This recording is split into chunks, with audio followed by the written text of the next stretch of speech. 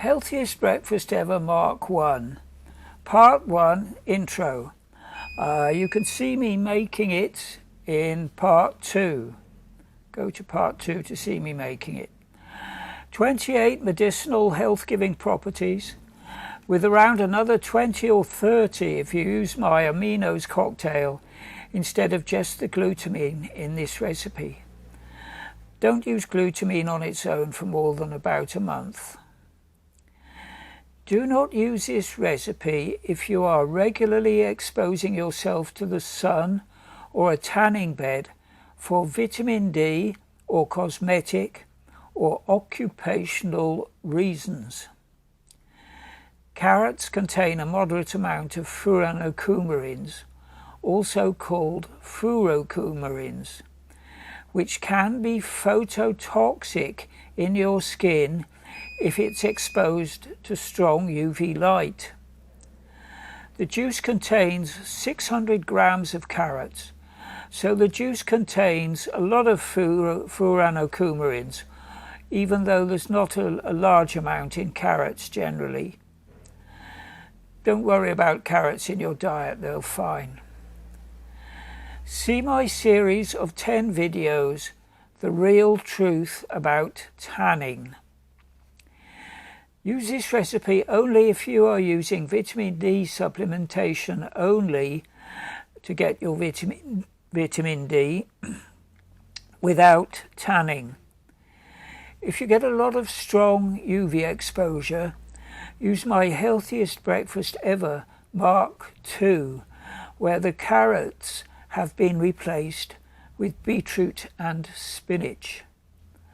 See also Healthiest Breakfast Ever Mark 1 Part 2, Making the Juice, Healthiest Breakfast Ever Aminos, Healthiest Breakfast Ever Mark 2 Part 1 The Intro, Healthiest Breakfast Ever Mark 2 Part 2 Making It.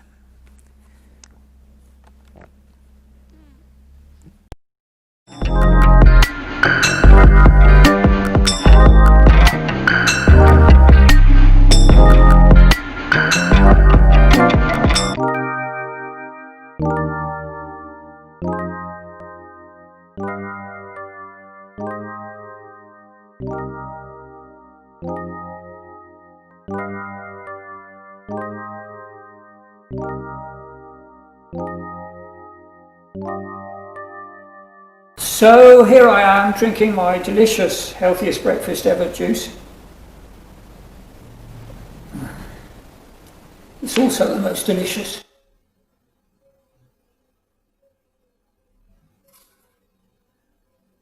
About 600 grams of carrots makes about 14 ounces of this. Comes up to about there, yeah. 600 grams, just over half a kilo. So this is my recipe for the healthiest breakfast ever. This is the introduction. This is the first video in a series of 3. The second video shows how to make it from ginger, carrots, black radish, honey and glutamine. Shows how to make a juice, combining all those things, which have wonderful synergy and wonderful healing properties. And in the third video, we will discuss all these things from all the healing properties, all 29 of them, from 29 studies on PubMed. I could probably have found more. I could probably have found, I don't know, 50 healing effects and maybe 100, 200 studies, but I think this is enough, don't you? What is this? What does this do? Well, it heals the gut really fast. It will detox you fast, and it will give you optimum vitamin A. Now, how does it give you optimum vitamin A? Well, the vitamin A that our body uses is in retinol. That's the final animal version of vitamin A. But and you can get that from liver, from eggs, etc.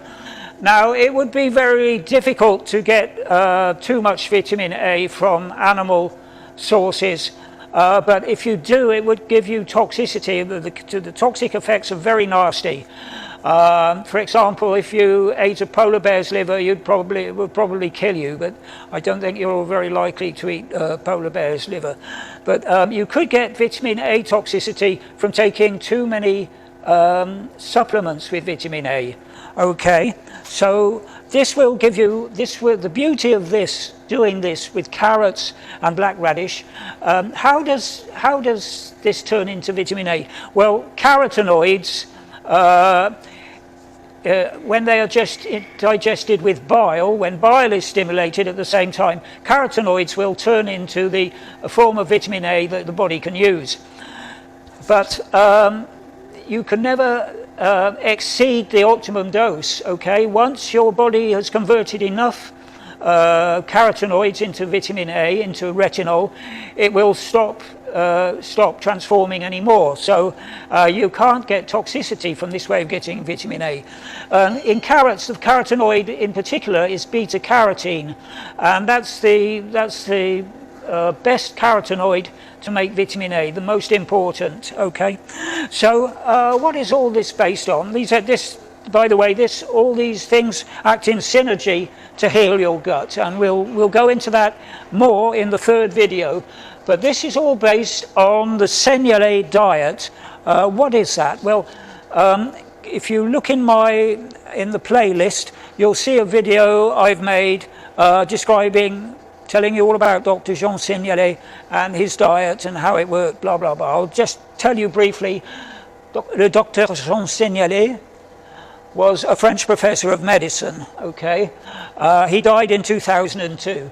This is how I've transcribed it into English pronunciation so you can pronounce it Jean Seignalet. Yeah, a Frenchman would recognize that. He'd just think you've got a terrible accent. Okay, so yes, and he had, with nearly 2,500 patients over a period of 20 years, with 91 so-called incurable chronic diseases. He put most of them into remission with the diet. Some of them didn't have complete remissions. Some of them had 80 or 90%. Some were 50% better. There were a few failures, but most of them went into remission. 91 different diseases, all kinds of diseases, yeah. And you can see those, the tables for the diseases on my website. We'll run them quickly through this video as well, so you can see. Now, how does his diet work? Well, he proved, if you read his book, and a big doorstep of a book, I can read it because I'm pretty well bilingual in French, and I read it and I understand it, but with a load of studies, he showed that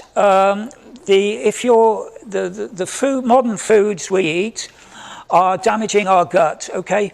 So modern humans evolved around 65,000 years ago. They moved into Europe about 45,000 years ago. And for most of that time, they would have been eating meat raw. This is mainly conjecture, but Dr. Seignalet thinks that although they knew how to make fire, they would have been eating meat and fish. They would have been eating it raw mostly. So, and they would have been eating foliage. They would have been scavengers, okay? They would have lived by scavenging, by hunting, just moving through the landscape and eating it, basically. Now, those only 10,000 years ago in the Middle East and only 5,000 years ago in Europe, we started to eat dairy, grains, especially wheat, and we started to grill meat.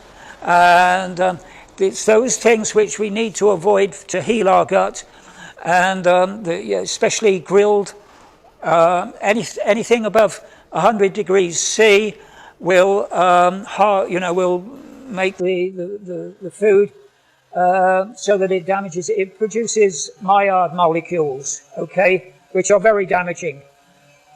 So what happens is the gut is damaged, and the lining of the gut is formed. The lining of the gut is formed from cells called enterocytes, and that lining of cells is thinner than rice paper, okay?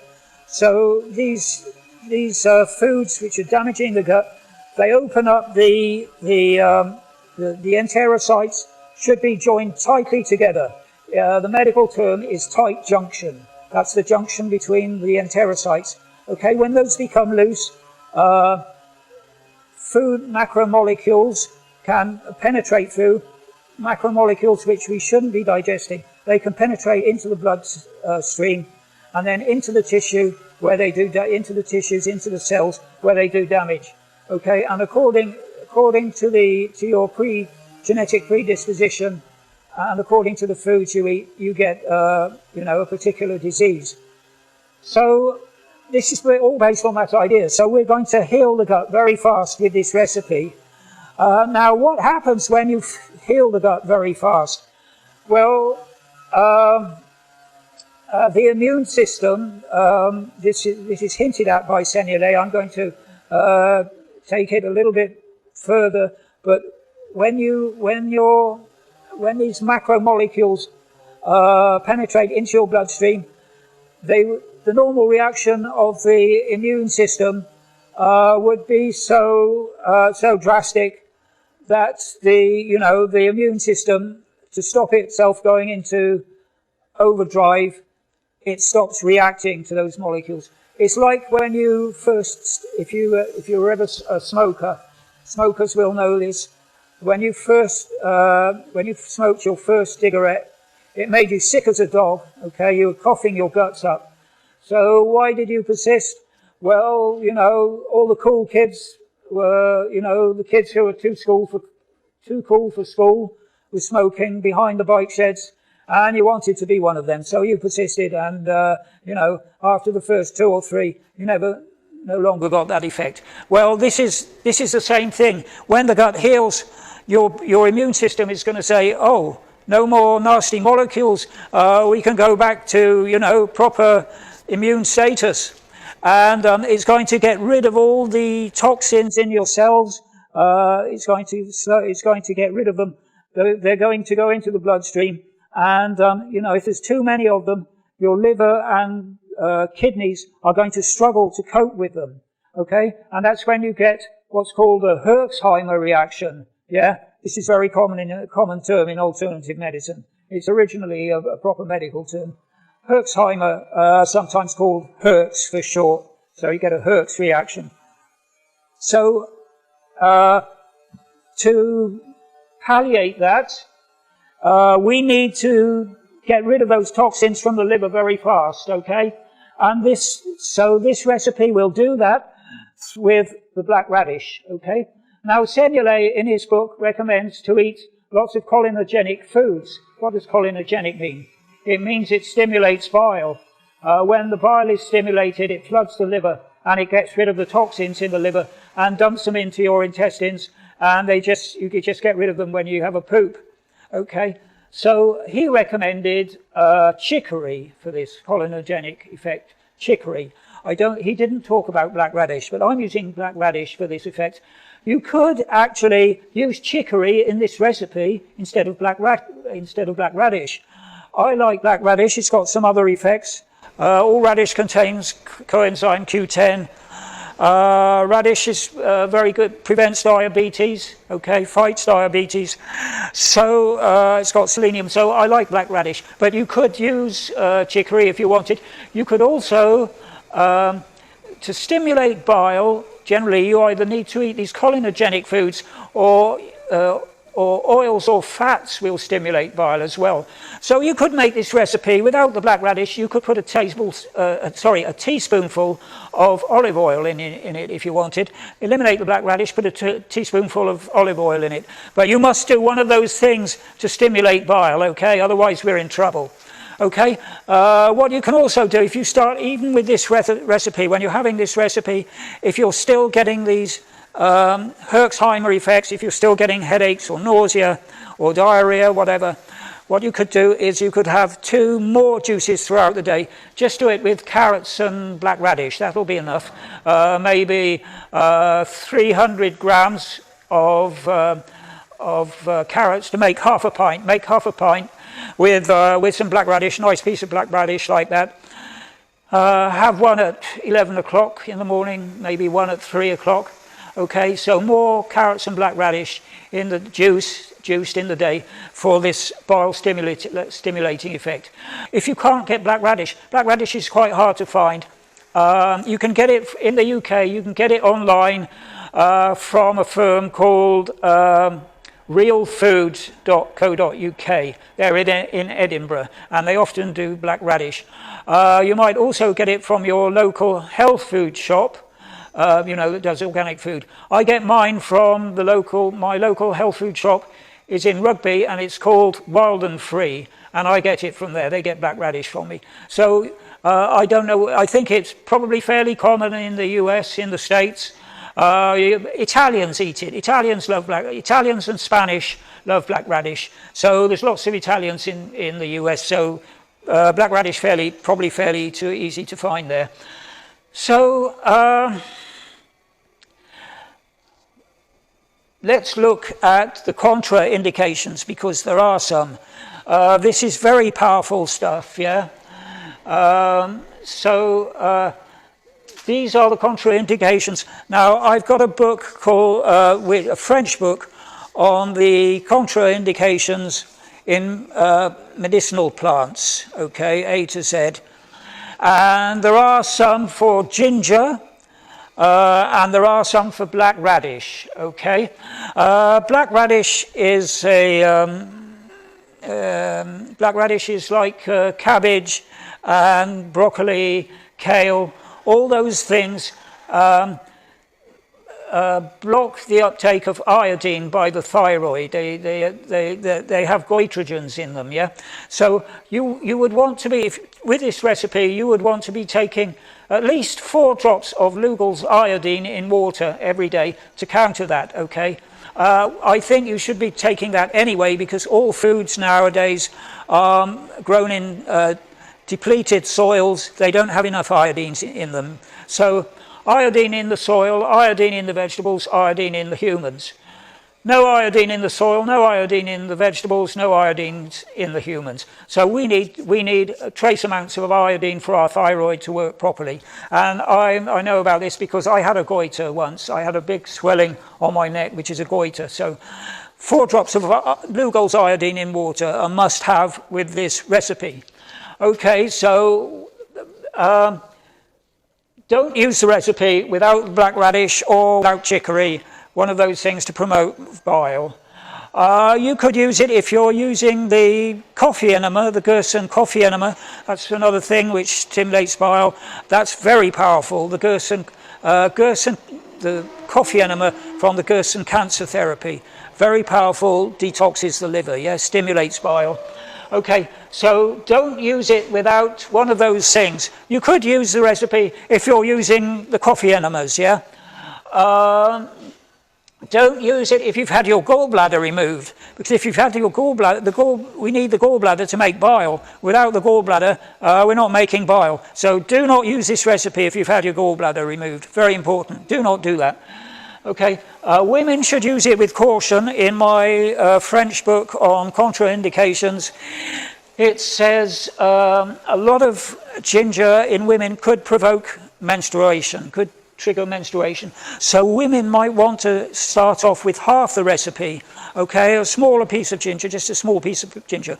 Because in my classic canonical version of this recipe, we use a big piece of ginger, big piece like that, yeah. And it's palatable because there's so much honey in it. Honey sort of makes the ginger palatable. It's actually delicious, yeah. So, so women use with caution, yeah. Do not use it if you have gastritis. This is another contraindication of black radish. I don't know why, but black radish should not be used if you have gastritis. If you do have gastritis, make fresh cabbage juice instead. Wonderful for heals duodenal ulcers, gastric ulcers. There's a classic study in 1949 where they studied the effect in patients with these ulcers with cabbage juice and with the standard treatment with drugs. With cabbage juice, the ulcers healed in about 10 days. on standard treatment, it healed in about 40 or 50, 46 days, I think it was. So very powerful. Cabbage juice, that's going to heal if you've got any stomach problems. Cabbage juice will heal, in fact, the whole digestive tract. That would be another thing, yeah, to heal your gut.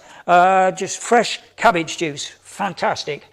Okay, don't use it if you've got diabetes 1, because there's a load of sugar in this recipe, all kinds of sugars, about 5 different sugars. You've got glucose, you've got sucrose, you've got maltose, a couple of others which I forget. So loads of sugar in this, so don't have it if you've got diabetes 1. Okay, if you've got diabetes 2, well, Seignalet had wonderful results with his diet with patients with diabetes 2. There are a load of people with diabetes 2. Most of them had full remissions. So if you heal the gut, you're going to put your diabetes 2 into remission. So this recipe would be great for that if it didn't have so much sugar in. So if you have diabetes 2, maybe make half the recipe, yeah, half the amounts in the recipe, and just use maybe a teaspoonful of honey, yeah. Just be careful. Just start off very slowly with with half the amounts in the recipe, and if it's working, if you're not having ill effects, move on up to the full recipe. Yeah, gradually increase the amounts. Don't use it if you are pregnant. Again, this book on contraindications. It says that ginger, although it's used traditionally in folk medicine for thousands of years for morning sickness, ginger is fantastic to combat nausea. And in fact, on the NHS Health, the NHS website in the UK, which is the UK National Health Service, the Stalinist NHS, they say, yeah, you can use ginger for morning sickness. But my book on contraindications says that a lot of ginger, if you are pregnant, it could cause miscarriage, especially in women who have a history of miscarriage. So do not use it if you are pregnant because of the large amount of ginger in it, okay?